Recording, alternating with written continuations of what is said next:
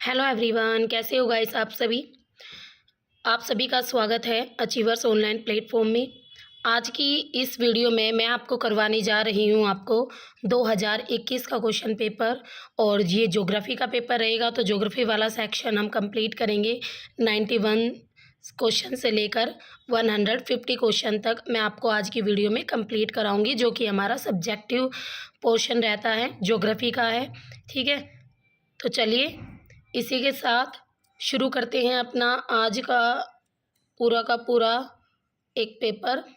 हाँ जी, ये आ गया है आपका भूगोल का सेक्शन पार्ट 4, और इसमें हमारे 91 से 150 तक जो क्वेश्चन रहते हैं वो ज्योग्राफी के रहते हैं। ठीक है, और आप सबको पता है 60 क्वेश्चंस वही हमारे सब्जेक्ट के आते हैं एचटेट के एग्ज़ाम में। एचटेट का एग्ज़ाम है ये, और एचटेट में 60 मार्क्स में से आज हम देखेंगे कि आपने कितना पढ़ा है, आपको कितने क्वेश्चंस आते हैं। तो चलिए शुरू करते हैं इसी के साथ अपनी आज की क्लास। पहला क्वेश्चन आता है भाई, सिंगापुर का स्थानीय समय 120 डिग्री पूर्वी देशांतर से तय होता है। यदि वर्तमान में सिंगापुर का स्थानीय समय 9:15 प्रातः है, तो उसी समय दिल्ली का स्थानीय समय कितना होगा। तो देखो इन्होंने क्या दिया, इन्होंने आपको दिया 120 डिग्री पूर्वी देशांतर। ठीक है, मैंने देखो हाउ टू कैलकुलेट टाइम के नाम से मेरा खुद का चैनल है स्टडी विद दीपा सैनी, उस चैनल पे भी इतनी बार समझा रखा है कि आप टाइम कैसे कैलकुलेट करोगे। ये 0 डिग्री है भाई, ये 90 डिग्री, 120 डिग्री आपका नियर अबाउट यहाँ पर आएगा। अब यहाँ पर 120 डिग्री ईस्ट में जाना है, ये ईस्ट वाला पोर्शन है पूरा। ठीक है, अब इन्होंने बोला है 120 डिग्री ईस्ट में टाइम दे दिया हमें 9:15।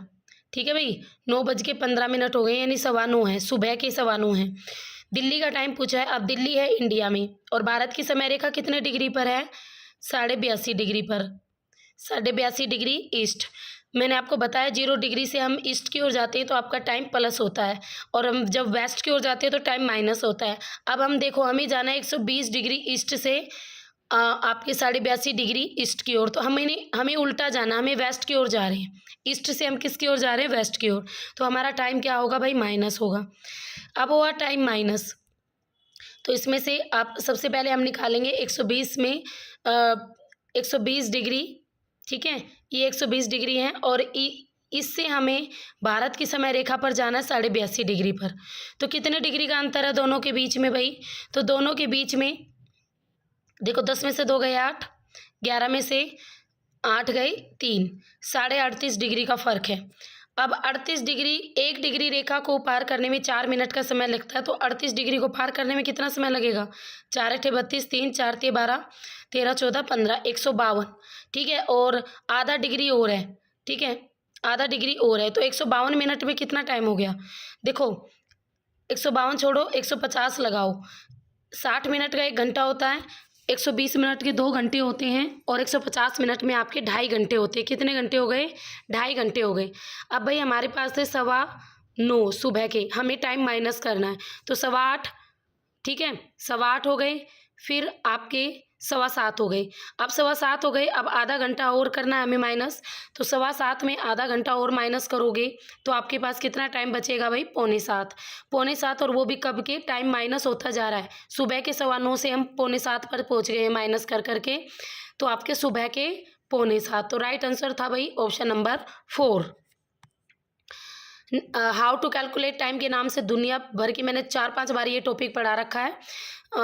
ठीक है, स्टडी विद दीपा सैनी मेरे चैनल का नाम है, उस चैनल पे जाके आप इजीली समझ सकते हो, स्टेप बाय स्टेप सारी चीज़ें समझा रखी हैं वहाँ पर। नेक्स्ट क्वेश्चन आता है, निम्न में से कौन से कथन भारत के प्रायद्वीपीय पठार के लिए सही है, और निम्न कूटों में से सही उत्तर देना है हमें। तो इसमें बहुत प्रकार के धात्विक खनिज पाए जाते हैं। आप खुद बताओ, भारत में जो लोहा तांबा ये चीज़ें मिलती हैं, कहाँ मिलती हैं, प्रायद्वीपीय पठार में तो मिलती हैं भाई। आपका झारखंड है, कर्नाटक है, उड़ीसा है, ये सारे प्रायद्वीपीय पठार का ही तो पार्ट है, तो ये कथन बिल्कुल करेक्ट है। नेक्स्ट देखते हैं, इसके उत्तरी किनारे यानी प्रायद्वीपीय पठार के उत्तरी किनारे रचनात्मक प्लेट किनारे, बिल्कुल गलत। देखो जो इंडिया है ना, इंडिया के ऊपर से आपकी इंडो ऑस्ट्रेलियाइन प्लेट और एशियन प्लेट दोनों एक दूसरे से क्या कर रही हैं, दोनों एक दूसरे को से आपकी हट रही हैं एक दूसरे से। ठीक है, तो ये चीज़ गलत है कि ये रचनात्मक किनारे हैं, इसके उत्तरी किनारे, प्रायद्वीपीय पठार के उत्तरी किनारे रचनात्मक किनारे नहीं हैं। नेक्स्ट है, उत्तर पश्चिमी भाग काली मिट्टी से घिरा है। बिल्कुल ठीक भाई, ठीक है। आपका महाराष्ट्र है, गुजरात है, इस वाले पूरे पार्ट में काली मिट्टी पाई जाती है। तो जो प्रायद्वीपीय पठार है इसका उत्तर पश्चिमी भाग उपजाऊ मिट्टी से घिरा हुआ है। इसमें केवल 2 सदाबहिनी नदियां हैं, ये कथन भी गलत है। केवल 2 सदाबहिनी नहीं है, वैसे तो मोस्टली इसकी जितनी भी रिवर्स है मोस्टली सारी गर्मियों में सूख जाती हैं, ठीक है। तो ये कथन भी गलत है। तो राइट आंसर रहेगा हमारा ए और से। अब देखते हैं ऑप्शन में ए और से किस में है, 3 में है। तो right answer is option number 3। Next आता है क्वेश्चन नंबर 93, तलचिर दामोदा पंचेत कोयला सीरीज संबंधित है। देखो ये सारे इंडिया के एरियाज हैं, पंचेत, दामोदा, तलचिर।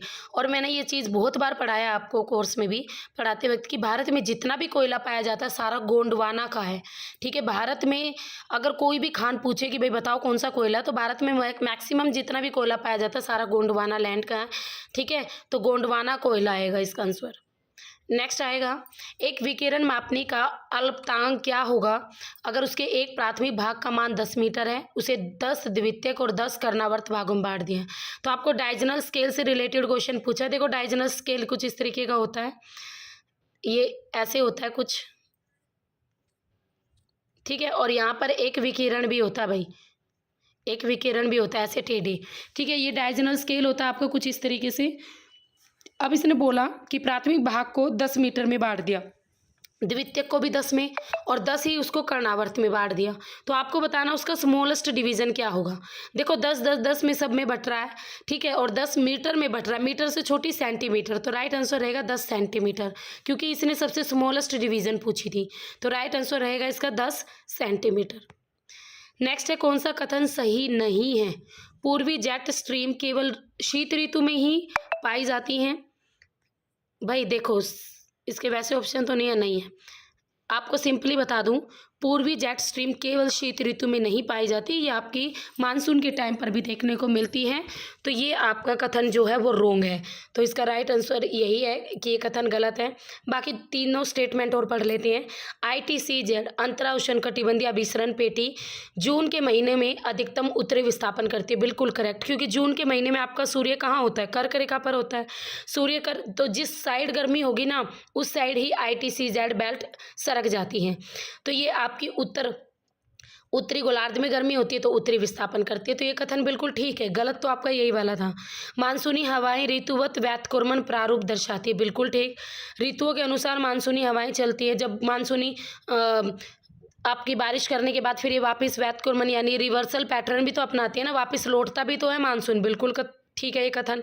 पश्चिमी घाट मुख्यतः भारतीय मानसून की अरब सागरीय शाखा से वर्षा प्राप्त करता है। बिल्कुल ठीक भाई, जो वेस्टर्न घाट है भारत में केरल में सबसे पहले मानसून एंट्री करता है, फिर उसके बाद अरब सागर में मानसून पवनी अरब सागर के ऊपर से पूरे इंडिया में फैल जाती हैं। तो जो पश्चिमी घाट है उसको जो भी वर्षा मिलती है वो अरब सागरीय शाखा से मिलती है। और भारत के पूर्वी हिस्से को और जो भारत के पूर्वांचल है यानी भारत की जो पूर्वी स्टेट है उन सबको जो वर्षा मिलती है वो बंगाल की खाड़ी से मिलती है। Got it. तो इसका इन्होंने सही नहीं पूछा था, तो ये कथन सही नहीं है, बाकी सारे सही है। नेक्स्ट क्वेश्चन आता है, राष्ट्रीय सुदूर संवेदन केंद्र अवस्थित है। भाई सीधा सिंपल सा क्वेश्चन है, ये हैदराबाद में है। आपका रिमोट सेंसिंग सेंटर, ठीक है, नेशनल रिमोट सेंसिंग सेंटर आपका हैदराबाद में है। नेक्स्ट आता है, हिमालय के कौन से भाग में दून और द्वार पाए जाते हैं। शिवालिक श्रेणियों में। देखो शिवालिक की पहाड़ियों में ही आपके दून और द्वार पाए जाते हैं।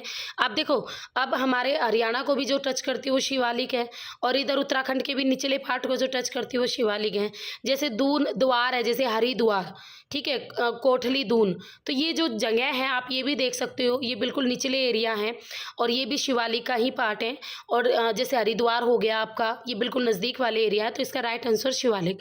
तो कई बार चीज़ें है ना हम जोड़ के भी कर सकते हैं, अगर हम कंफ्यूज हो जाते हैं तो बस थोड़ा दिमाग लगाना पड़ता है।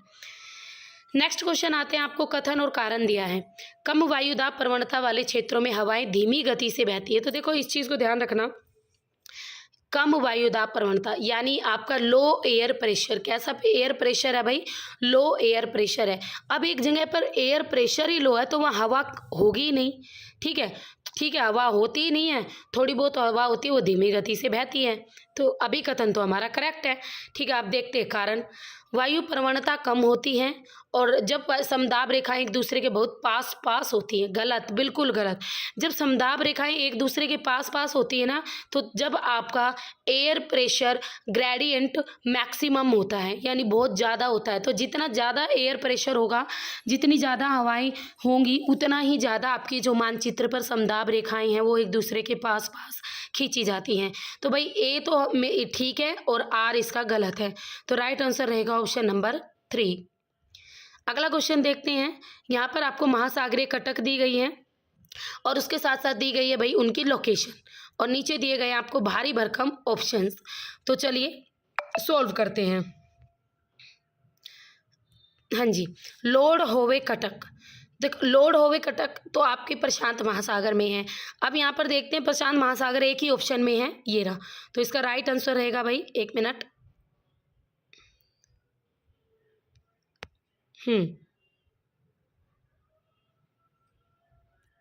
तो इसका राइट आंसर क्या रहेगा, प्रशांत महासागर, यानी ऑप्शन नंबर 2। अब ए का 2 देख लो तुम किस में है।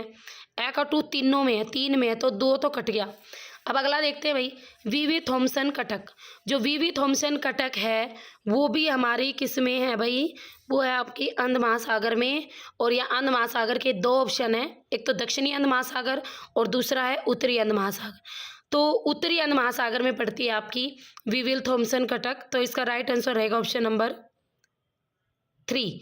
ठीक है, तो बै का 3 देखो किस में है, बै के 3 इन 2 में है, तो बै का 1 दे रखा तो ये भी कट गया। तो बै के 3 इसमें है। अब नेक्स्ट देखते हैं, वोल्विस कटक। वोल्विस कटक पड़ती है भाई आपकी अंध महासागर में ही। तो वोल्विस कटक अंध महासागर में है, तो दक्षिण अंध महासागर ही रहता है। अगला तो हमारा हिंद महासागर है। ठीक है, तो हमारा राइट आंसर ऑप्शन नंबर 4 रहेगा। प्रिंस एडवर्ड या क्रोजेट कटक, ये आपकी मिलती है हिंद महासागर में। तो कटक से जो क्वेश्चन है वो इस तरीके से आ सकता है। बाकी कोर्स में मैंने कटक को बहुत अच्छे तरीके से कराया है आपको विद डायग्राम। ये सारी कटक मैंने डायग्राम के समेत आपको भरवा रखी है मैप में। अब तक एक भी ऐसा क्वेश्चन नहीं आया गाइस जो कि मैंने कोर्स में आपके साथ डिस्कस ना किया हो। चलो आगे बढ़ते हैं। निम्न में से कौन सा सुमेलित नहीं है, आपको बताना कौन सा ठीक नहीं है। जिफ का न्यूनतम प्रयास सिद्धांत बिल्कुल ठीक है भाई। प्रिंसिपल ऑफ लीस्ट एफर्ट, ठीक है, कोटि निम्न कोटि का सिद्धांत भी बोलते हैं इसे, जिफ का, बिल्कुल करेक्ट है। ली का प्रवास तंत्र सिद्धांत, देखो प्रवास तंत्र नहीं है, प्रवास धारा सिद्धांत है, प्रवास सिद्धांत है, सिस्टम नहीं है। ठीक है, ये सिस्टम वर्ड गलत है, इसलिए आपका यही आएगा आंसर। अगले देख लेते हैं, स्टोफर का अंतरालीय अवसर निर्देश, ये भी बिल्कुल करेक्ट है। जेलेंस्की का मोबिलिटी ट्रांजिशन थ्योरी, बिल्कुल करेक्ट। ठीक है, जेलेंस्की महोदय ने दिया था आपका प्रवास संचलन संक्रमण सिद्धांत। तो गलत कौन सा था भाई, ली वाला। तो राइट आंसर रहेगा ऑप्शन नंबर 2। नेक्स्ट आता है क्वेश्चन नंबर 101। निम्न में से कौन सा शहर रूर औद्योगिक प्रदेश में अवस्थित नहीं है। ए से देखो, रूहर जो एरिया है, जर्मनी के जो एरिया है, कोयले के जो प्रदेश हैं, उसे रूर एरिया का भी कहते हैं। अब यहाँ पर रूहर की बात की गई है, तो एशियन, हार्टमुंड, प्राग, डूसेल्डोर्फ। तो देखो जो प्राग वाला एरिया है ये आपका रूहर औद्योगिक प्रदेश में नहीं आता, बाकी ये सारे एरिया उसी का ही पार्ट है। नेक्स्ट आता है क्वेश्चन नंबर 102। कोपेन के जलवायु वर्गीकरण के अनुसार प्रतीक एस और डब्ल्यू का प्रयोग मुख्यतः किस वृहत जलवायु वर्ग के उपभाग, यानी आपको बताना सब डिवीजन, किसके सब डिवीजन के लिए किया जाता है, बी, एस और डब्ल्यू। तो सबको बता देखो, एक तो बी एस, एक बी डब्ल्यू, आपकी मरुस्थलीय जलवायु और स्टेपी जलवायु। तो बी प्रकार की जलवायु के आगे चल के 2 पार्ट्स होते हैं, बी एस और बी डब्ल्यू। नेक्स्ट आता है क्वेश्चन नंबर 103। यहाँ पर अगेन आपको खाने मिलानी है भाई, और वर्ल्ड की खाने हैं आपसे, वर्ल्ड की खाने पूछी गई हैं। ठीक है, तो चलिए देखते हैं।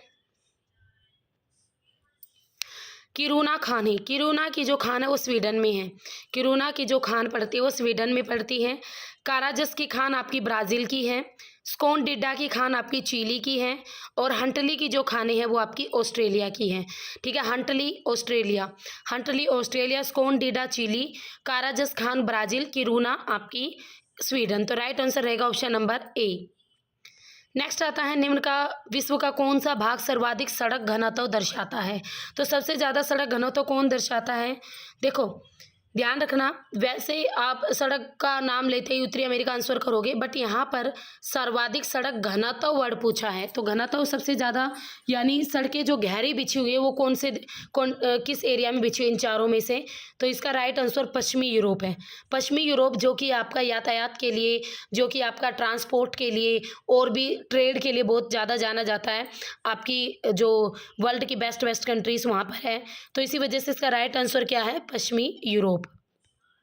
नेक्स्ट आता है क्वेश्चन नंबर 105, ऊंचाई के साथ वायुमंडल में निम्नलिखित परतों का सही क्रम क्या है, और सही उत्तर दीजिए। तो चलिए इनका क्रम देखते हैं भाई। तो इनका क्रम क्या होगा, हाँ जी, तो हाइड्रोजन परत, ऑक्सीजन और हीलियम। देखो हाइड्रोजन और हीलियम ये तो सबसे अधिक ऊंचाई पर पाई जाती हैं। तो इन्होंने कैसे पूछी थी हमसे, वायुमंडल में निम्नलिखित परतों, वायुमंडल में पूछा था। तो वायुमंडल में सबसे पहले कौन सी परत होती है, नीचे। तो इन सब में बात करें तो देखो आपकी नाइट्रोजन की परत रहेगी सबसे नीचे। तो दै किसमें, देखो ए है और ए है, तो ये तो गलत है, हाइड्रोजन तो सबसे ऊपर ही होती है, ठीक है। सॉरी, ये वाला ए वाले 1 और 3 तो आपका गलत हो गया। अब आता है हमारे दै वाले 2 हैं। देखो पहले होती है नाइट्रोजन, फिर होती है ऑक्सीजन, फिर उसके बाद ऑक्सीजन। तो ए दै के बाद बै हमारे एक में ही है, 4 में, दै बै, और फिर उसके बाद आपकी क्या होती है, हीलियम, और फिर आगे लास्ट होती है हाइड्रोजन, ठीक है। तो इसका राइट आंसर रहेगा ऑप्शन नंबर 4। नेक्स्ट आता है, निम्न में से कौन सी ऊंचावच निरूपण की गणितीय विधि नहीं है। तो गणितीय विधि नहीं है, देखो तल चिन्ह बेंचमार्क में भी आपकी पूरी कैलकुलेशन मैथमेटिकल की जाती हैं, आपकी फॉर्म लाइंस बनाते वक्त भी मैथमेटिकल होती है, समोच्च रेखाएं भी खींचने के लिए 200 मीटर की ऊंचाई की है या 250 मीटर की ऊंचाई की है, बट हैशूर सिस्टम में आपकी कोई भी मैथमेटिकल मेथड्स यूज़ नहीं होता। तो इसका राइट आंसर रहेगा ऑप्शन नंबर 1। नेक्स्ट आता है क्वेश्चन नंबर 107, जनगणना 2011 के अनुसार, मैं इसको इधर कर देती हूँ। जनगणना 2011 के अनुसार भारत का निम्न में से कौन सा राज्य अधिकतम नगरीय जनसंख्या का प्रतिशत दर्शाता है। तो भाई अधिकतम जनसंख्या, नगरीय जनसंख्या का प्रतिशत कौन दर्शाता है सॉरी। तो अधिकतम नगरीय जनसंख्या का प्रतिशत कौन सा दर्शाता है भाई, तो इसका राइट आंसर रहेगा मिजोरम, ठीक है। केरल में आपकी साक्षरता ज़्यादा है, लिंगानुपात सबसे ज़्यादा है, ठीक है, बट मिजोरम में आपका नगरीय पॉपुलेशन की बात करें तो उनका सबसे अधिकतम परसेंटेज है। नेक्स्ट आता है क्वेश्चन नंबर 108, पिछले 100 सालों के इतिहास में किस दशक में भारत में जनसंख्या वृद्धि दर अनुभव की गई, सर्वाधिक जनसंख्या वृद्धि दर। तो ये थी भाई आपकी जो सर्वाधिक जनसंख्या वृद्धि दर की बात करें तो 1961 से 1971 में 100 सालों के इतिहास में बात करें तो सबसे ज़्यादा जो जनसंख्या वृद्धि हुई थी वो इसी साल हुई थी इंडिया के अंदर। नेक्स्ट आता है क्वेश्चन नंबर 109, विद्वान दिए गए हैं और भारत में नियोजन प्रदेशों की संख्या दी गई है। आपको बताना है किस विद्वान ने भारत को किस नियोजन प्रदेश में डिवाइड किया, ठीक है। तो चलिए देख लेते हैं इसका। वी नाथ महोदय ने भारत को 15 प्रदेशों में बांटा था, ठीक है। और भट्ट और राव की बात करें तो भट्ट और राव ने भारत को 7 प्रमुख और 51 छोटे छोटे पार्ट में डिवाइड किया था। पी सेन गुप्ता ने 7 वृहत और 42 मध्यम, सबसे ज़्यादा पी सेन गुप्ता का ही पूछा जाता है एग्जाम में। पी सेन गुप्ता ने 7 बड़े और 42 छोटे छोटे भागों में भारत को बांटा था, और चंद्रशेखर ने 13 भागों में बांटा था। तो ऑप्शन नंबर 2 इसका करेक्ट आंसर रहेगा। एक बात बता दूं आपको, ये भारत को कुछ प्राकृतिक एरिया में बांटा गया था, जैसे आप ये कह सकते हो उत्तरी भारत का विशाल मैदान हो गया, हिमालय पर्वत हो गया, प्रायद्वीपीय पठार हो गया, तो बुंदेलखंड का पठार हो गया, मध्य भारत हो गया। तो इस तरीके से कुछ बड़े और कुछ छोटे छोटे पार्ट्स में अलग अलग विद्वानों ने डिवाइड किया था इंडिया को, और यहाँ पर उसी चीज़ का डिस्कशन किया गया है। नेक्स्ट क्वेश्चन आता है क्वेश्चन नंबर 110, निम्नलिखित में से कौन सा द्विविमीय आरेख है, नीचे दिए गए कुटों में से सही उत्तर चुनिए। आपको बताना है इसमें से कौन सा द्विविमीय आरेख है। तो चलिए देख लेते हैं भाई। दंड आरेख तो द्विविमीय नहीं है, ठीक है। द्विविमीय यानी जिसमें हम 2 चीज़ें दिखा सकें। पिरामिड आरेख ये भी द्विविमीय आपका नहीं है। पाई आपका द्विविमीय आरेख है, ठीक है। पाई आरेख आपका द्विविमीय आरेख है। रेक्टेंगल डायग्राम ये भी नहीं है। इकाई वर्ग यूनिट स्क्वायर डायग्राम ये भी आपका द्विविमीय आरेख है। और गोलीय अगर हम बात करें तो भाई आपका जो गोलीय आरेख है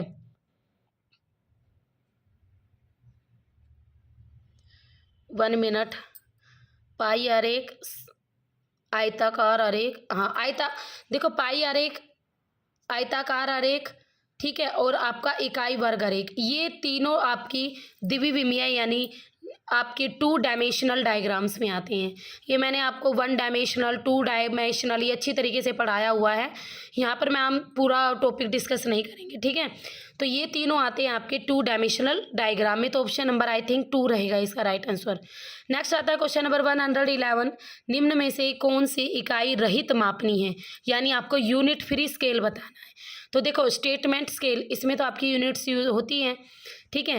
निरूपक भिन्न, रिप्रेजेंटेटिव फ्रैक्शन यानी आरएफ, यही आपका यूनिट फ्री स्केल है, ये आपका यूनिट फ्री स्केल है, ठीक है। और बाकी सभी स्केल्स में आपकी यूनिट्स यूज होती हैं, ठीक है। आपका जो आरएफ होता है वो आपका 1 रेशो में होता है, 50,000 या कुछ भी इस तरीके से, तो वो यूनिट फ्री माना जाता है। तो आपका राइट आंसर होगा ऑप्शन नंबर 2। निम्न में से कौन सा एक सम क्षेत्र प्रक्षेप नहीं है, यानी ऐसा कौन सा प्रोजेक्शन नहीं है इसमें से जो इक्वल एरिया प्रेजेंट करता है। तो बोन तो करता है, मोलविड भी करता है, सिनुसोइडल भी करता है, बट मर्केटर नहीं करता। तो राइट आंसर होगा option number 3, Mercator is not a equal area projection. Next आता है क्वेश्चन नंबर 113, और बार बार रिपीट होने वाला क्वेश्चन, और बहुत ज़्यादा बार मैंने इस क्वेश्चन को डिस्कस किया आप लोगों के साथ। पी भूकंपीय तरंगों के लिए छाया पेटी का विस्तार भूकंप मूल से किस कोणीय दूरी पर होता है। तो देखो मैंने बहुत बार बताया भाई, 103 से 143 डिग्री दोनों तरफ यही आप है जो छाया मंडल होता है, ठीक है। शैडो जोन माना जाता है पी भूकंपीय तरंगों का पृथ्वी के अंदर। तो राइट आंसर रहेगा 103 से 143 डिग्री का ये एरिया शैडो जोन होता है। नेक्स्ट होता है क्वेश्चन नंबर 114, वृद्धि की सीमाएं सिद्धांत संबंधित है। तो वृद्धि की जो सीमाएं सिद्धांत संबंधित है, देखो ये मैंने यूट्यूब पर भी पढ़ा रखा है, माल्थस महोदय का सिद्धांत है ये। इसे नव माल्थसवादी सिद्धांत भी कहते हैं, नियो माल्थीशियन थ्योरी, ठीक है। इस सिद्धांत के अकॉर्डिंग माल्थस कहता है कि पॉपुलेशन तो दुगनी चौगनी 8 गुना फिर ऐसे बढ़ रही है, बट जो हमारे संसाधन है वो 1 गुना 2 गुना 3 गुना ऐसे बढ़ रहे हैं। और इस वजह से क्या हो रहा है कि रिसोर्सेज कम हो रहे हैं और पॉपुलेशन लगातार बढ़ती जा रही है। तो इसी तरीके से वृद्धि की सीमाएं, द लिमिट टू ग्रोथ, जो कंसेप्ट है वो किसने दिया था, माल्थस ने दिया था। ये उनका नव माल्थसवादी सिद्धांत से रिलेटेड है। नेक्स्ट आता है क्वेश्चन नंबर 115, भूगर्भिक समय सारणी के कौन से महाकल्प में भू सतह पर 2 पर्वत निर्माण अवस्थाएं और चरण अनुभव किए गए थे। तो भाई ये जो पर्वत निर्माण अवस्थाएं और चरण अनुभव हुए थे ये पैलियोजोइक में हुए थे। कौन से समय सारणी में, पैलियोजोइक में हुए थे। नेक्स्ट आता है क्वेश्चन 116, बेनियोफ क्षेत्रीय जोन किस प्रकार के प्लेटों के किनारे पाया जाता है। बेनियोफ जोन मैंने आपके साथ बहुत बार डिस्कस किया है। जब 2 प्लेटें, देखो ध्यान से, क्या होता है बेनियोफ जोन, जब 2 प्लेटें एक दूसरे के नज़दीक आती हैं तो क्या होता है, जो आपकी एक कम घनत्व की है एक अधिक घनत्व की है, तो एक प्लेट ऊपर की ओर चली जाती है, एक प्लेट थोड़ा नीचे की ओर धंसने लगती है। तो इसी तरीके से ये चीज़ भी मैंने आपको समझा रखा है। अब जिस एरिया में ये नीचे की ओर धंसती है उस एरिया को बोलते हैं बेनियोफ जोन, ठीक है। उस एरिया को क्या बोलते हैं, बेनियोफ जोन या बेनियोफ क्षेत्र, जब प्लेटें एक दूसरे के नज़दीक आती हैं। देखो जब प्लेटें एक दूसरे से दूर होती है तो वो रचनात्मक होता है, जब प्लेटें एक दूसरे के नज़दीक आती हैं तो भारी भरकम प्लेटें एक दूसरे के नज़दीक आ रही है तो विनाश होगा। तो कौन सा किनारा होगा, विनाशात्मक प्लेट किनारा, यानी ऑप्शन नंबर 2। नेक्स्ट आता है क्वेश्चन नंबर 117, ज्वार। अभी मैंने ज्वार भाटा कराया है रिसेंटली 2 दिन पहले ही अपने चैनल पर स्टडी विद दीपा सैनी में, तो वहाँ से भी आप ज्वार भाटा को पूरा डिटेल में पढ़ सकते हो। ज्वार का समय निम्न में से पृथ्वी और चंद्रमा की कौन सी गतियों द्वारा निर्धारित होता है। आपको बताना है जो ज्वार टाइड आते हैं समुद्र में वो कौन सी गतियों की वजह से आते हैं। तो पृथ्वी की घूर्णन गति, देखो ज्वार की बात करें तो ज्वार आपका पृथ्वी की घूर्णन गति का बहुत रोल होता है, क्योंकि सबसे ज़्यादा देखो ये पृथ्वी है, ये चंद्रमा है, चंद्रमा की वजह से ही सबसे ज़्यादा ज्वार आते हैं हमारी पृथ्वी पर, क्योंकि सूर्य तो बहुत ज़्यादा दूरी पर है, चंद्रमा कम दूरी पर है, और इसी वजह से चंद्रमा का प्रमुख स्थान आता है ज्वार भाटा आने पर हमारी पृथ्वी में। अब यहाँ पर चंद्रमा है तो पृथ्वी के इस भाग पे ज्वार आता है, ठीक है। तो ये क्या हो गया, अब पृथ्वी का ये भाग यहाँ पर है तो ये चीज़ तो पृथ्वी की घूर्णन गति तय करती है, तो घूर्णन गति भी इफेक्ट करती है ज्वार को। दूसरा जो चंद्रमा है उसकी परिक्रमण गति भी। क्यों? क्योंकि चंद्रमा घूमता घूमता पृथ्वी के चारों चक्कर लगाता है ना, तो एक टाइम पर चंद्रमा यहाँ पर भी होगा तब यहाँ ज्वार होता है, चंद्रमा यहाँ होता है जब यहाँ ज्वार होता है, ठीक है, यहाँ आपकी टाइड लहरें उठती हैं। तो चंद्रमा की परिक्रमण गति, तो ऑप्शन नंबर आपका 3 करेक्ट रहेगा, option number 3 is correct. Next आता है क्वेश्चन नंबर 118, निम्न में से कौन सी एक अपरदनात्मक यानी इरोजनल लैंडफॉर्म नहीं है? तो इरोजनल लैंडफॉर्म कौन सी नहीं है? तो देखो अपरदनात्मक क्या हो रहा है, तो जो आपकी हिमानी है, ठीक है, जो आपकी क्या है ग्लेशियर है, ग्लेशियर के द्वारा निर्मित है ये सारी चीज़ें। ग्लेशियर के अपरदन से यानी ग्लेशियर में यानी आपकी हिम नदियों में जब बड़े बड़े पत्थर होते हैं और वो किसी पहाड़ी का पत्थर को हटा देते हैं तो एक कुर्सी जैसी आकृति बन जाती है जिसे सर्क कहते हैं या हिमागार कहते हैं। जलकुंड किसे कहते हैं? जब इस सर्क की बर्फ़ पिघल जाती है और यहाँ पानी भरा रह जाता है उसे जलकुंड कह देते हैं। मैसा किसे कहते हैं? जब किसी चट्टान को ऊपर से काट पीट कर ऊपर से गोलाकार मेज की तरह बना देते हैं तो उसे मैसा कहते हैं। एस्कर क्या होते हैं? एस्कर होते हैं भाई जब हिम नदियाँ अपने साथ मलबे को बहा कर ले जा रही है और फिर आगे उसे छोटी छोटी लाइनों में जमा कर देती है तो उसे एस्कर कहते हैं। ये आपकी कुंडली आकार के होते हैं, तो राइट आंसर होगा एस्कर। एस्कर आपके अपरदन से नहीं बनते, एस्कर निक्षेपण से बनते हैं यानी डिपोजिशन से बनते हैं हिम नदियों के द्वारा। नेक्स्ट आता है क्वेश्चन नंबर 119, भूगोल है एक। देखो सिंपल सी बात है भाई, एक बार एस्टेट के एग्जाम में ही क्रोनोलॉजिकल आंसर माना गया है और एक बार कोरोलॉजिकल आंसर माना गया है। तो 2021 में आपकी की में आंसर माना गया था कोरोलॉजिकल, तो आप इस इंग्लिश वर्ड की तरफ जाना, कोरोलॉजिकल, ठीक है, कोरोलॉजिकल है, क्रोनोलॉजिकल नहीं है। भूगोल एक कोरोलॉजिकल विज्ञान है। नेक्स्ट आता है क्वेश्चन नंबर 120, निम्न में से कौन सा एक मानव भूगोल का सिद्धांत नहीं है? मानव भूगोल का सिद्धांत नहीं है यानी ह्यूमन ज्योग्राफी का से रिलेटेड नहीं है, ठीक है, तो ध्यान से देना।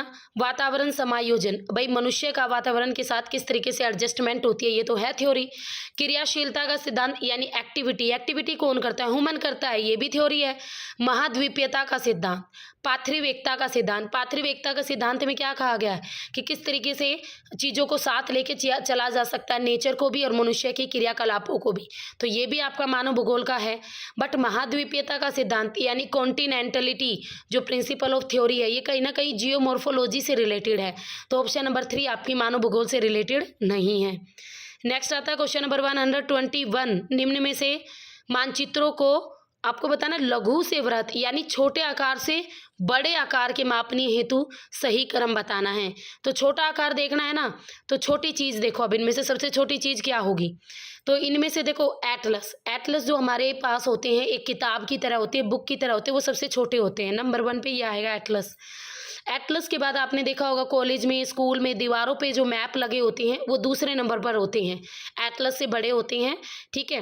तीसरे नंबर पर सतलाकृतिक मानचित्र, ये भी सबने देखी है। टोपोग्राफिकल आपके मैप, टोपोग्राफिकल सीट आप सबने देखी है। कब देखी है? जब आपने क्या बनाए थे, जब आपने अपनी प्रैक्टिकल शीट्स बनवाई थी, ठीक है, तब आपने एमए में या बीए में ये चीज़ देख रखी है। कार्डेस्ट्रल मैप, कार्डेस्ट्रल मैप होते हैं आपकी उसकी संपत्ति के मैप को, ठीक है। कार्डेस्ट्रल मैप क्या होते हैं? संपत्ति के मैप को। अब एक चीज़ और से भी समझाऊंगी, ये तो आपने चीज़ें समझ ली, अब एक चीज़ और ध्यान से देखो, क्वेश्चन को देखो। लघु से वृहत मापनी यानी लघु का मीनिंग क्या है यहाँ पर, वृहत का मीनिंग क्या है? लघु का मीनिंग है भाई आपका कोई बहुत बड़ा एरिया है, यानी आपके 1 करोड़ किलोमीटर एरिया को लघु करके दिखा दिया, इतने से एरिया में दिखा दिया। आपने देखा ना आपके एटलस में क्या होता है, पूरे वर्ल्ड का मैप भी आपके एक पेज पर दिखा देते हैं, यानी बड़े एरिया को छोटा करके दिखा दिया, ऐसी चीज़ देखनी है, ठीक है। वृहत का मीनिंग क्या होता है? वृहत का मीनिंग यानी बड़ा, तो बहुत बड़ा एरिया है, ठीक है, बहुत बड़ा एरिया है, बड़ा होता है ना, यानी आपका बिल्कुल छोटा सा एरिया और उसको बहुत बड़ा करके दिखा दिया। आपका गज 200 गज का प्लाट है भाई, 200 गज के प्लाट को आपके एक पेज पे बना के दे दिया, तो सिर्फ 200 गज भी जगह आपके पेज पर रिप्रेजेंट कर दिया और उसी पेज पर आपका वर्ल्ड का मैप दिखा दे, उसी पेज पर आपको इंडिया का मैप दिखा दे, ठीक है।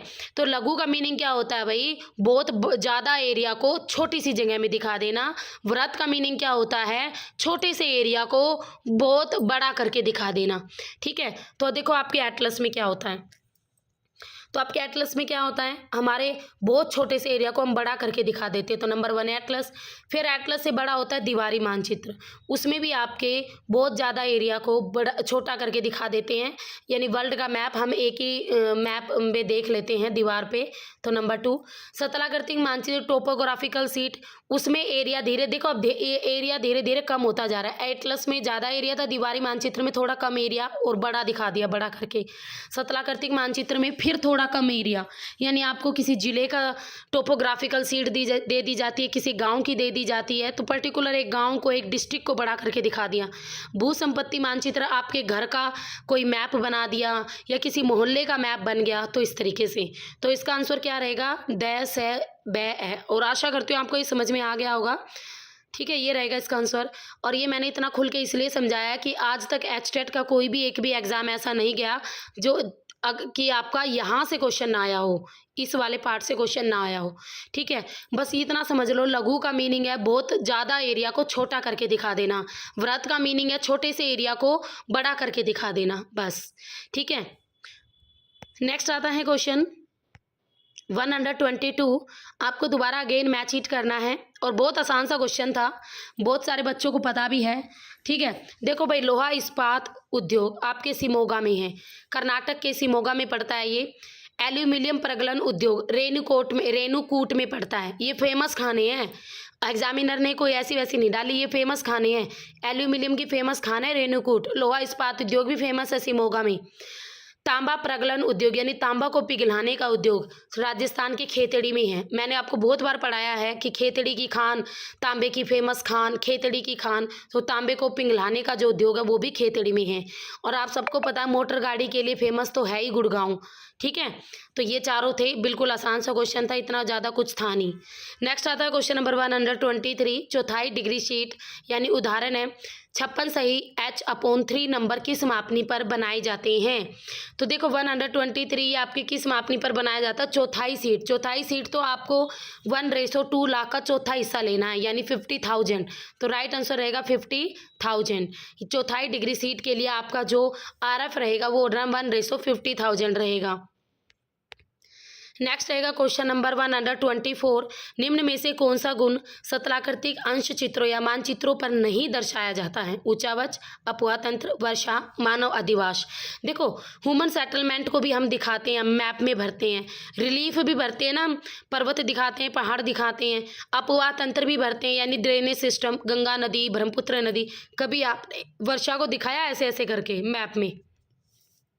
तो स्थलाकृतिक अंश चित्रों पर यानी आपकी टोपोग्राफिकल जो शीट्स होती है ना, उन पे कभी भी आपकी वर्षा को रिप्रेजेंट नहीं किया जाता, वर्षा को शोन नहीं किया जाता। तो right answer is rainfall.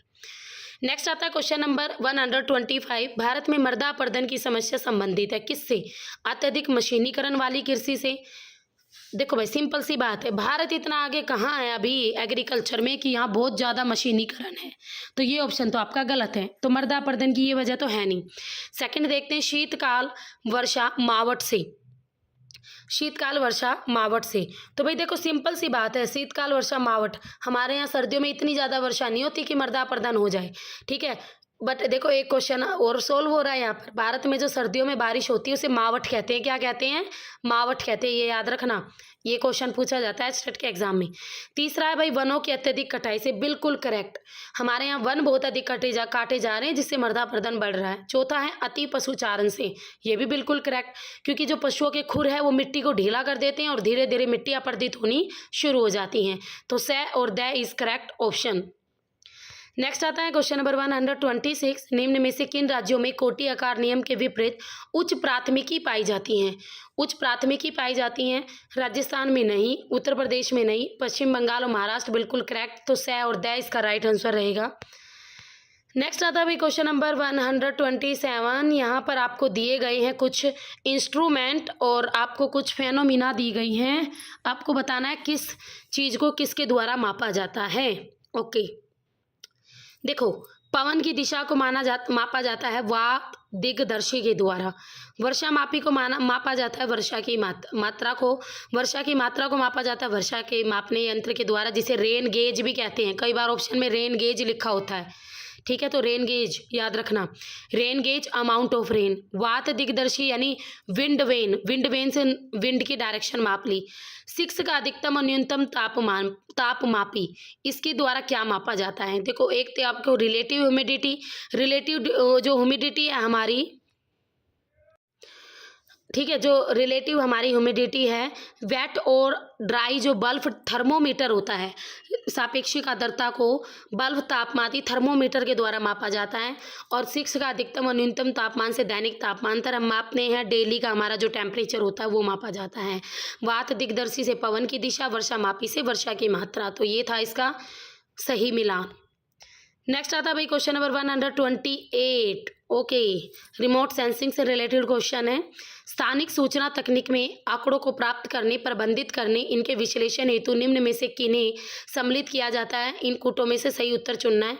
Aerial photo, उपग्रह सुदूर संवेदी चित्र, जीपीएस या जीआईएस। देखो, इस क्वेश्चन में आपको जीपीएस और जीआईएस की फुल फॉर्म दी गई है, जो कि एग्जाम में बार बार पूछी जाती है। दोनों आ चुकी है एचटेट के एग्जाम में, ठीक है, तो दोनों आपको लर्न होनी चाहिए, ठीक है, कि जीपीएस की होती है ग्लोबल पोजिशनिंग सिस्टम और GIS geographical information system.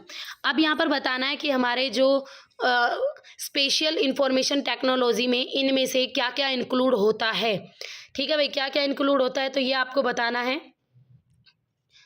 Aerial photo, देखो, जब भी हमें कोई सूचना लेनी है तो सबसे पहले हम एरियल फोटोग्राफी होती है, हो गई। फिर उपग्रह सुदूर संवेदी चित्र, यानी आपके रिमोट सेंसिंग से इमेजनरी ली जाती है, बिल्कुल करेक्ट। फिर आपका जीपीएस सिस्टम भी यूज होता है, ये भी बिल्कुल करेक्ट है, कौन सी जगह जाना, कहाँ की पिक्चर है, इस तरीके से।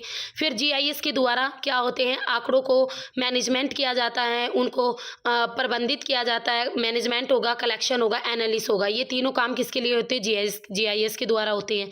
तो ये चारों के चारों यूज होते हैं, तो चारों के चारों आपके बिल्कुल करेक्ट हैं। नेक्स्ट आता है, इनमें से कौन सा सुमेलित नहीं है, आपको बताना कौन सा गलत है। ये घास के मैदान हैं। ऑस्ट्रेलिया में आपके शीतोष्ण कटिबंधीय घास के मैदानों को डाउन्स कहते हैं, बिल्कुल करेक्ट। अफ्रीका, दक्षिण अफ्रीका में वेल्ड कहते हैं, करेक्ट। अर्जेंटीना में पंपास कहते हैं, बिल्कुल करेक्ट। बट जर्मनी में पुस्ताज नहीं कहते। देखो, यूरोप में स्टेपीज के नाम से जाना जाता है, तो पुस्ताज जर्मनी में नहीं कहते, तो यही आपका गलत है। नेक्स्ट आता है क्वेश्चन नंबर 130, थ्योरी से रिलेटेड क्वेश्चन है। वोन थ्योनेन महोदय की थ्योरी है, फेमस थ्योरी है इनकी, एग्रीकल्चर लैंड यूज मॉडल। तो इनमें उन्होंने ना कई पेटियां दी थी, 5 या 6 थी लगभग, ठीक है। तो इन्होंने पूछा कि भाई बताओ दूसरी पेटी में क्या होगा। तो खाद्यान्न उत्पादन, ये तो जाके तीसरी चौथी पेटी में होता था। पशुपालन उद्योग, ये अब हम बात करें नज़दीकी होता था।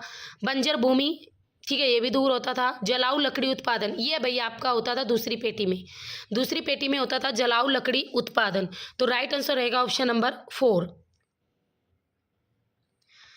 नेक्स्ट आता है क्वेश्चन नंबर 131, मूल चट्टानें हैं और आपको बताना है कौन सी चट्टान किस में चेंज हो गई, ठीक है, कौन सी चट्टान आपकी किस में चेंज हो गई।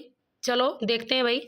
गैब्रो, तो गैब्रो तो चेंज होती है आपकी सरपेंटाइन में, किस में चेंज होती है? सरपेंटाइन में। अब्रक, अब्रक तो भैया आपका बनता है क्या? सिस्ट, अब्रक सिस्ट में होता है। सैल, शैल सिस्ट में भी होती है और स्लेट में भी होती है, दोनों में होती है, बट अब्रक सिस्ट में होता है, तो हम अब्रक का आंसर करेंगे सिस्ट, और सैल का करेंगे शैल का करेंगे स्लेट। चूना पत्थर तो सबको पता है संगमरमर। तो right answer option number A ही हो जाएगा। नेक्स्ट आता है क्वेश्चन नंबर 132, उज। उज यानी ये ओशनोलॉजी से रिलेटेड है, समुद्र विज्ञान से रिलेटेड टॉपिक है। उज निक्षेपों में कणों का आकार क्या होता है? तो समुद्र में जो ग्लोबिजेरिना, लाल पंख, नीली पंख, रेडियन, तो ये सारी जो उज पाई जाती हैं, इनमें छोटे छोटे कण होते हैं, बिल्कुल महीन कण भी होते हैं और मोटे भी होते हैं। तो इनमें कणों का आकार पूछा गया है। तो भाई इसमें जो आपके कणों का आकार होता है ना, इनके बिल्कुल अंदरूनी कणों का आकार बहुत ज़्यादा छोटा होता है, वो 0.005 मिलीमीटर से भी कम, तो बहुत ज़्यादा कम होता है। तो राइट आंसर रहेगा ऑप्शन नंबर 4।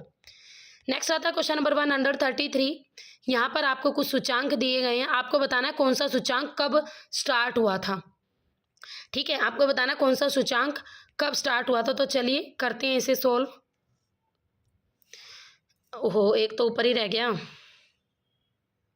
हाँ जी, तो लिंग विकास सूचांक, देखो लिंग विकास सूचांक सबसे पहले बना था इनमें से, तो 1995 में बना था। मानव गरीबी सूचांक, ये सब, इन सब से है ना क्या निकाला गया था भाई, लिंग अनुपात निकालने के लिए, गरीबी का पता लगाने के लिए, तो टाइम टू टाइम गवर्नमेंट के द्वारा ये सारे बनाए गए थे। तो आपका मानव गरीबी सूचांक बना था 1997 में। तकनीकी उपलब्धि सूचांक ये बना था 2001 में। और असमानता संशोधित मानव विकास सूचांक बना था 2010 में। तो राइट आंसर होगा ऑप्शन नंबर 3। ठीक है, नेक्स्ट आता है किस देश में सर्वाधिक अंतर्राष्ट्रीय अप्रवासियों यानी इमिग्रेंट्स की जनसंख्या पाई जाती है। देखो सबको पता है, सब कहते हैं डंकी मारना है हमने, तो हमें ना पढ़ना। आजकल के बच्चों की जो थिंकिंग है वो यही है, नहीं पढ़ना, डंकी मार के जाएंगे। कहाँ जाएंगे? अमेरिका जाएंगे। तो सबसे ज़्यादा अप्रवास यानी सबसे ज़्यादा लोग कहाँ जा रहे हैं भाई? यूएसए जा रहे हैं। यूएसए यानी अमेरिका। तो right answer is America. Next आता है क्वेश्चन नंबर 135। निम्न में से कौन सा लोहा इस्पात उद्योग से रिलेटेड नहीं है, बताना है आपको। देखो टोक्यो योकोहिमा प्रदेश जापान का है, फेमस उद्योग है यहाँ पे, लोहा और इस्पात उद्योग है, इंडस्ट्रीज़ हैं। और पिट्सबर्ग में भी इंडस्ट्रीज़ है, फेमस आपके यहाँ लोहा इस्पात केंद्र है ये। और ये यूराल भी आपका, ठीक है, ये भी यूराल, जो यूराल पर्वत के पास है, ये भी फेमस एरिया है। बट मध्य ऑस्ट्रेलियाई प्रदेश, यहाँ पर लोहा और इस्पात उद्योग नहीं है। मध्य ऑस्ट्रेलियाई प्रदेश में आपकी जो डेजर्ट एरिया है वो पड़ जाता है। नेक्स्ट आता है क्वेश्चन नंबर 136। कौन सा कथन सत्य नहीं है, आपको ये बताना। चलिए देखते हैं। उकाई डैम आपका ताप्ती रिवर पर है, बिल्कुल करेक्ट। ब्रह्मपुत्र नदी असम में रैंप घाटी से होकर बहती है, बिल्कुल करेक्ट। तीस्ता नदी गंगा की सहायक नदी है, बिल्कुल गलत। गांधी सागर बांध चंबल नदी पर है, बिल्कुल करेक्ट। तीस्ता नदी भाई ब्रह्मपुत्र नदी की सहायक नदी है, गंगा की सहायक नदी नहीं है। तो इस क्वेश्चन का जो आंसर होगा वो होगा ऑप्शन नंबर 3। ठीक है, right answer option number 3। Next आता है क्वेश्चन, भारत में हरित क्रांति के बारे में निम्नलिखित में से कौन सा कथन सही नहीं है? HYV बीजों का उपयोग बढ़ा, प्रादेशिक असमानताएं कम हुई, खाद्यान्न उत्पादनों में बढ़ोतरी हुई, सिंचाई सुविधाओं का विस्तार हुआ। देखो ये बीजों का यूज हुआ था, खाद्यान्न भी बढ़े थे हमारे, सिंचाई सुविधाएं भी बढ़ी थी, पर प्रादेशिक यानी रीजनल जो इम्बैलेंसेस है वो हमारे रिड्यूसिस नहीं हुए, वो उतने के उतने बनी रही, असमानताएं उतनी ही बनी रही। तो option number 2 is correct answer. Next आता है क्वेश्चन नंबर 138। निम्न में से कौन सा कथन सत्य है? तो नीचे दिए गए कथनों में से आपको सत्य कथन बताना है भाई। ठीक है, तो चलिए सत्य कथन बता देते हैं इसका। एस एच पाथर 1934 में इसने भारत को 6 प्राणी भौगोलिक प्रदेशों में बांटा था, बिल्कुल करेक्ट। भारत में वन्य जीव संरक्षण अधिनियम 1972 से आया, बिल्कुल करेक्ट। ये 1 नंबर में अलग से भी पूछा जाता है बच्चों से क्वेश्चन ये, ठीक है, तो ये ध्यान रखना। नेक्स्ट, भारतीय वन सर्वेक्षण वर्ष 1981 में स्थापित हुआ, बिल्कुल करेक्ट। ये भी 1 नंबर में अलग से पूछा जा सकता है, याद रखना, इसको लिख लिया करो जो इंपॉर्टेंट क्वेश्चन हो कॉपी में। राष्ट्रीय वन नीति 1952, ये भी क्वेश्चन आ चुका है अलग से एचटेट में, ये भी बिल्कुल इंपॉर्टेंट है। और पर्वतीय प्रदेशों क्षेत्रों में 60% वन आवरण का समर्थन करती है, बिल्कुल करेक्ट। ठीक है, तो चारों के चारों स्टेटमेंट बिल्कुल ठीक हैं। और इस एक क्वेश्चन में ही आपके 4 क्वेश्चन हैं, और ये चारों क्वेश्चन आपके अलग अलग एचटेट के एग्जाम में आ चुके हैं। अगर आप पिछले 10 साल के क्वेश्चन पेपर उठा के देखोगे तो पता चलेगा आपको। तो ऑप्शन नंबर 1 करेक्ट हो जाएगा भाई इसका। नेक्स्ट आता है क्वेश्चन नंबर 139। मालाबार तट में किस प्रकार की जलवायु पाई जाती है? तो मालाबार तट, पहले देखो किस स्टेट के तटीय प्रदेश को मालाबार तट कहते हैं? केरल के। तो मालाबार तट में किस प्रकार की जलवायु पाई जाती है? आर्द्र शुष्क उष्णकटिबंधीय, आर्द्र उष्णकटिबंधीय, आर्द्र शीतोष्ण या आर्द्र शीतोष्ण। तो देखो एक चीज़ तो है कि भाई आपके जो केरल में जो सबसे ज़्यादा पहले मानसून भी आता है, फिर बारिश भी होती है, तो ये सारी चीज़ें केरल में होती हैं। तो शुष्क जलवायु तो वहाँ होती ही नहीं है, बिल्कुल गलत है। समुद्र के पास वाला इलाका है, वैसे ही रिमझिम रिमझिम रहती है, बिल्कुल गलत। तो देखो आर्द्र उष्ण कटिबंधीय है या आर्द्र शीतोष्ण कटिबंधीय। अब आप मुझे ये बताओ, जो केरल है उसकी लोकेशन 8 डिग्री 4 मिनट उत्तरी अक्षांश से है, यानी भूमध्य रेखा के पास वाला एरिया है, तो उष्ण कटिबंधीय एरिया, शीतोष्ण कटिबंधीय एरिया है नहीं। तो right answer is option number 2। तो बच्चे कई चीज़ें ऐसी होती हैं जो हमें समझ के ही आंसर देना पड़ता है, ऐसे क्वेश्चन आपको कहीं पर भी बुक में लिखे हुए नहीं मिलते, तो थोड़ा सा माइंड लगाना पड़ता है। इसलिए कई बच्चों का एचटेट क्रैक नहीं होता, क्योंकि आप कंसेप्ट को जब तक समझोगे नहीं तब तक एचटेट क्रैक नहीं कर पाओगे। और अगर आपको कंसेप्ट को डिटेल में समझना है और जिस तरीके से मैंने आपको पेपर करा रही हूँ ऐसे ही चीज़ों को डिटेल में पढ़ना है कंसेप्ट को समझ के, तो आप अचीवर्स एकेडमी पर जा सकते हो। वहाँ पर पीजीटी और नेट ज्योग्राफी का पेड कोर्स अवेलेबल है। अभी भी एचटेट के एग्ज़ाम में नियर बाय आपका 1 मंथ है, आपकी अच्छी तैयारी हो सकती है। डेली की आप 3 वीडियो भी देखोगे तब भी आप एचटेट क्रैक कर सकते हो। तो पीजीटी और नेट का कोर्स अचीवर्स एकेडमी पर अवेलेबल है, तो आप वहाँ पर जाकर कोर्स परचेज कर सकते हो। अब हमें बताना भाई निम्न में से कौन सा बिल्कुल करेक्ट है। ठीक है, क्या सारे के सारे में से बताना कौन सा आपका जो है बिल्कुल करेक्ट है। तो चलिए देख लेते हैं। भारतीय क्लाइनोमीटर होता है भाई, जिसके द्वारा क्या होता है दूर स्थित दृश्यों की ऊंचाई ज्ञात करने के लिए उपयोग में लाया जाता है। ये बिल्कुल ठीक है भाई। जो क्लाइनोमीटर का यूज होता है, जो आपके जितने भी हाइट है, ठीक है, उन ऑब्जेक्ट की हाइट को, जो दूर होते हैं ऑब्जेक्ट उनकी हाइट का पता लगाने के लिए किया जाता है। दूसरा ट्रफ कंपास प्लेन टेबल, इसका यूज होता है पूर्वाभिमुखीकरण के लिए, यानी ट्रफ जो कंपास है ये प्लेन टेबल ओरिएंटेशन होती है, इसमें यूज किया जाता है। ये भी बिल्कुल ठीक है आपका। प्रिज्मेटिक कंपास अग्र और पिछ दिक्मानों, देखो मैं थोड़ा इंग्लिश वाला पोर्शन निकाल दूँ, दिख ही रहा पूरा, ठीक है। जो प्रिज्मेटिक कंपास होती है अग्र और पिछ दिक्मानों को पढ़ने के लिए उपयोग में लाया जाता है, ये भी बिल्कुल ठीक है। तो ए बैस है, तीनों कथन बिल्कुल ठीक है, तो ऑप्शन नंबर 1 हमारा करेक्ट हो जाएगा। नेक्स्ट आता है क्वेश्चन नंबर 141, निम्न में से कौन से प्रक्षेप पर भूमध्य रेखा नहीं दिखाई जाती। देखो बहुशंकुक, इसमें भी भूमध्य रेखा आपकी दिखती है, ठीक है, बोन में भी दिखती है, त्रिविम में भी दिखती है। केंद्रक ध्रुवीय, जब आपका पोलर ही सेंटर होगा, पोलर ही सेंटर हो गया, पोलर एरिया को सेंटर बना दिया जाता है, तो उसमें आपकी इक्वेटर नहीं दिखती। तो राइट आंसर रहेगा भाई ऑप्शन नंबर 4। नेक्स्ट आता है question number 142, Mumbai Kolkata rail मार्ग पश्चिमी घाट के कौन से दर्रे से होकर गुजरता है। तो जो मुंबई कोलकाता रेल मार्ग है भाई, वो पश्चिमी घाट के थाल घाट से होकर गुजरता है, तो राइट आंसर इज थाल घाट। नेक्स्ट आता है क्वेश्चन नंबर 143, आपको फिर से कुटों को मैच करना है और सही उत्तर का पता लगाना है, ठीक है। तो चलिए मैच इट हो जाते हैं शुरू।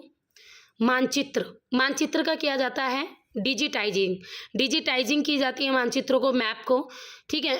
और जो उपग्रह के आंकड़े होते हैं उनका हम क्या करते हैं, आंकड़ों को स्कैन किया जाता है। आंकड़ों को उपयोग करने के लिए क्या किया जाता है, उन्हें स्कैन किया जाता है। डिजिटल और सारणी आंकड़ों को डेटा, इनका जो जितना भी डेटा होता है, ये जो टेबल्स होती हैं, ठीक है, टैबुलर जो डाटा होता है या डिजिटल डाटा होता है, इनको ट्रांसफ़र कर दिया जाता है।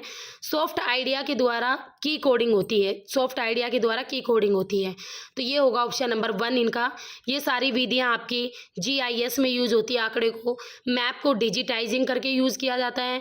आंकड़ों, उपग्रह जो सैटेलाइट से जो आंकड़े मिलते हैं उनको स्कैन करेगा GIS के द्वारा, और जो टैबुलर आंकड़े होते हैं उनको ट्रांसफ़र कर दिया जाता है, और सॉफ्ट आइडिया को की कोडिंग की जाती है।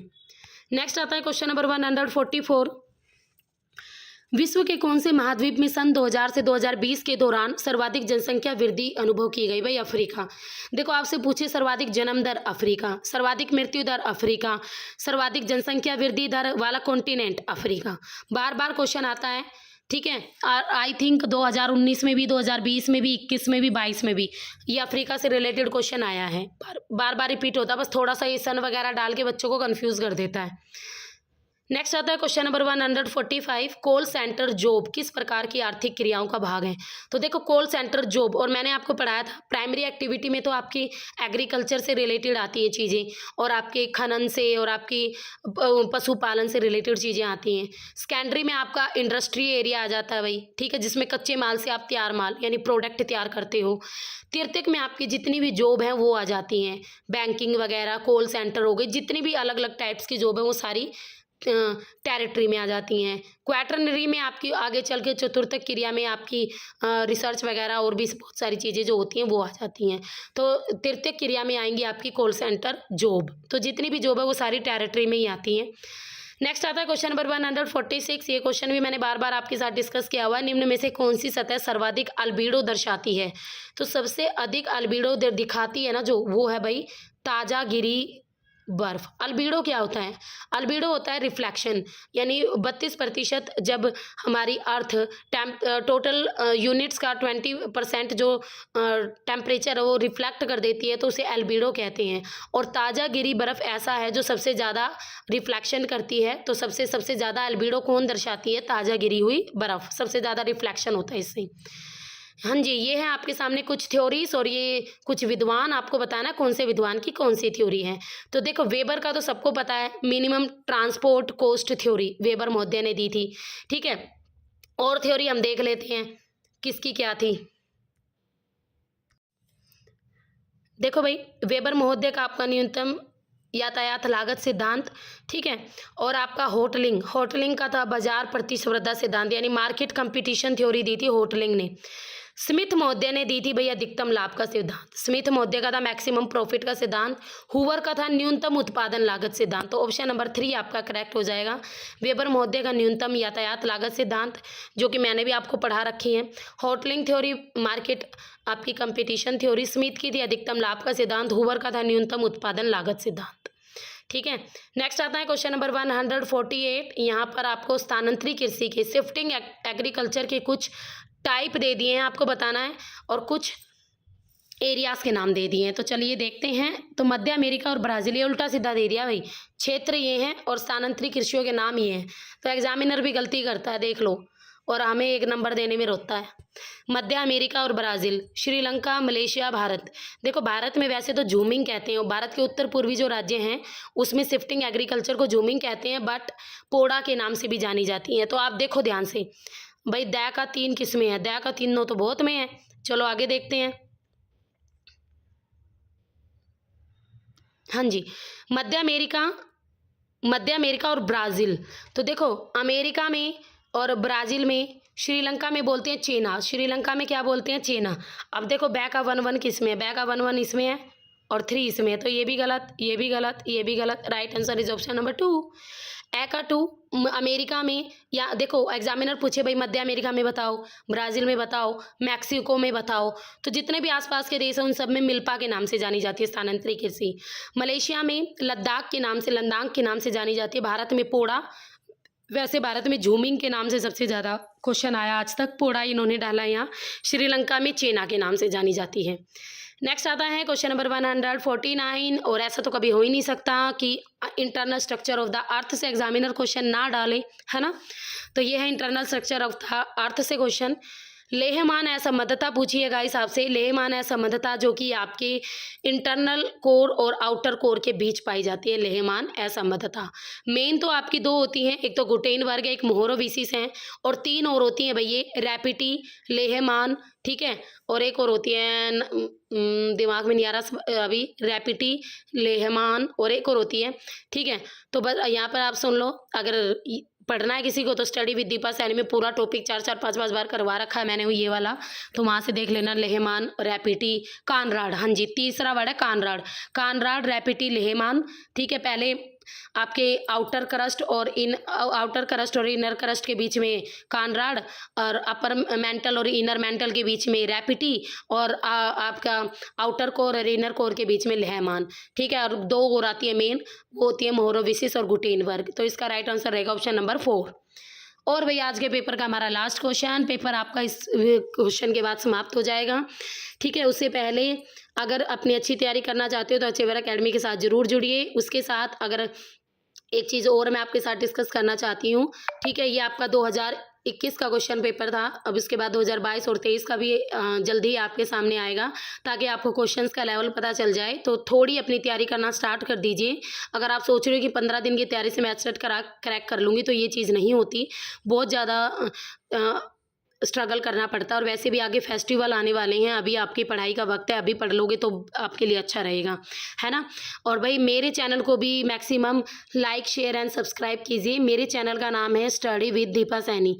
इस चैनल पर आपको ज्योग्राफी का बहुत सारा कंटेंट मिलेगा, जो आपकी बहुत अच्छी तैयारी हो सकती है जहाँ से, ठीक है, जहाँ पर आपको ज्योग्राफी के लिए भटकने की भी नीड नहीं पड़ेगी, ठीक है। तो ये मेरा चैनल है स्टडी विद दीपा सैनी।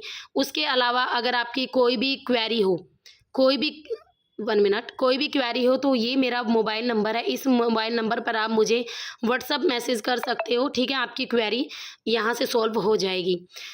तो भाई ये है लास्ट क्वेश्चन, विश्व जनसंख्या का कितना प्रतिशत दक्षिणी गोलार्ध में निवास करता है, आपको ये बताना है।